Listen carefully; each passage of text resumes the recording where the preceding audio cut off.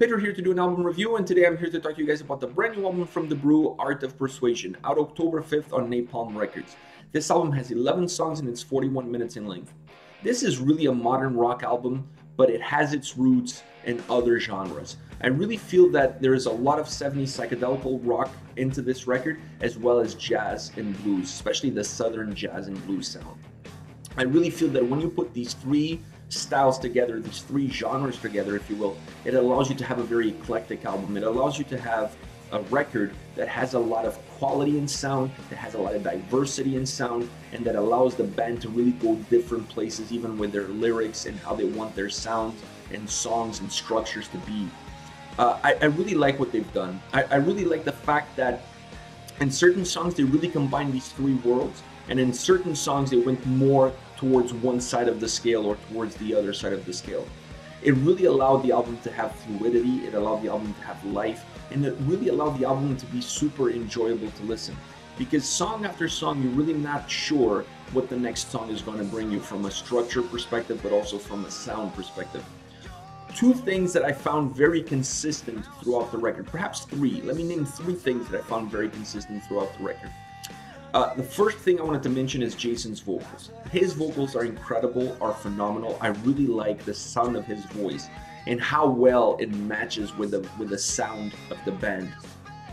This album is really a showcase of how good his vocal delivery is and how good of his range really is, because he's really able to use his voice as another instrument and make some songs sound more blues and make some songs sound more psychedelic rock, and then it makes other songs sound a lot more modern. His voice is really an instrument that allows him to change slightly the sound and the feel of the song in order to meet the criteria that that song had. So I really like what he's done with his voice, and I really like how his voice sounds on this album. It was really a pleasure to listen to this record just on his voice alone. The other two elements that I'd say are pretty consistent throughout the record, one is the bass. I really like the fact that the bass line really comes across in the songs. There are certain songs where the bass is really predominant. I like that.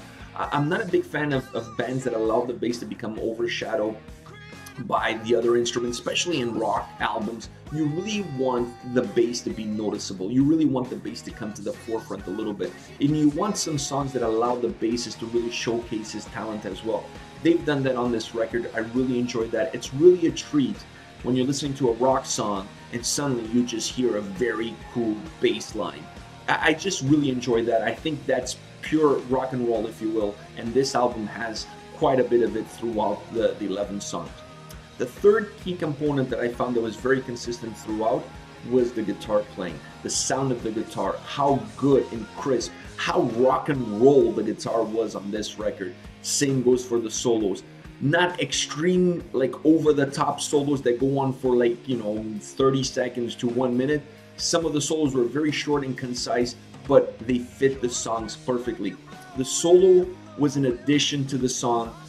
It added something to the song. It added a self-expression of the guitar player during that song, and that's what a rock and roll solo should be like, and this album has quite a bit of it throughout.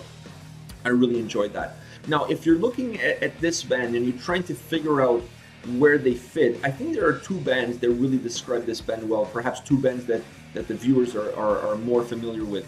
I would say one of the modern bands that perhaps these guys have a lot of it is Greta Van Fleet, for sure. There's a lot of Greta Van Fleet in this sound, or perhaps Greta Van Fleet has a lot of these guys' sound. The other band is Led Zeppelin. I really feel like these guys are a modern take on Led Zeppelin, on that sound, on the structure, on the style. There's a lot of influences from Led Zeppelin on this record. So if you're looking at finding where this band sits on the scale of bands that you're perhaps listening to, I would say these guys are in between the Greta Van Fleet and Led Zeppelin. These guys are somewhere down the middle. Now, as far as favorite songs are concerned, there were three easy choices for me, because these were the three that every time I listened to this record, they just spoke to me the most. They were the more, the whole album is enjoyable, but these three have a special place in my heart. I'm going to start out with 7 Days Too Long, the first single to come out of the record and the first song on the album. I absolutely love this song. Love the starting riff.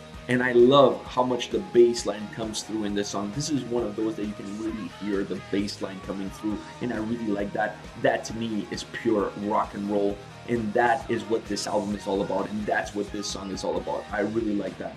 Now, in the chorus of this song, I really felt that the chorus of this song had a very psychedelic rock undertone to it, which to me, it made this a badass rock and roll song. When you add that bass line, you add that predominant bass line of the song, and then you add that psychedelic undertone in the chorus, you have a pure rock and roll, balls to the wall kind of song. This is the kind of song that you want to play it in your car, you want to play it at a party, you want to play it in your house, you want to play it everywhere. The only prerequisite to playing this song is you got to play it all the way up to 11. You have to play it loud.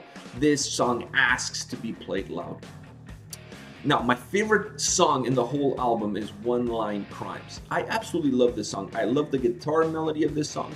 I love the mixture of psychedelic rock with more southern blues vibe to it. There are some sprinkles of southern blues in this song, and I really enjoyed it.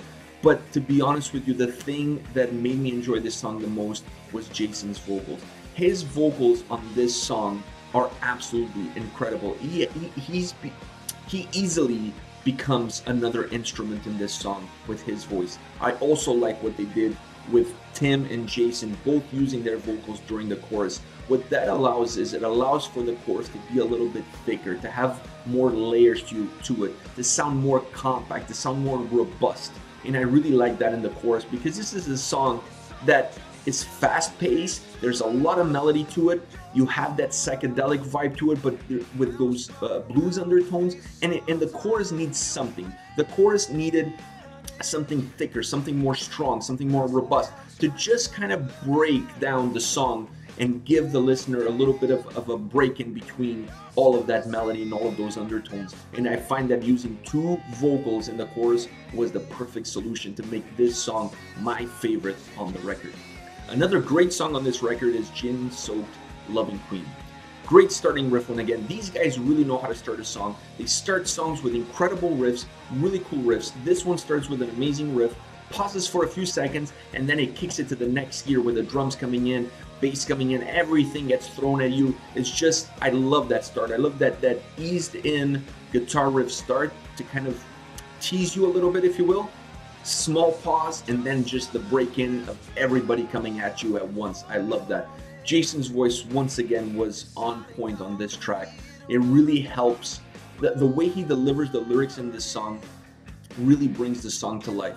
And these guys, I will say, know how to put songs that are melodic, that are contagious, that have a lot of rock and roll vibe to it, and at the same time, very cool psychedelic blues undertones to it. A very unique sound, a very cool sound, and a very cool album.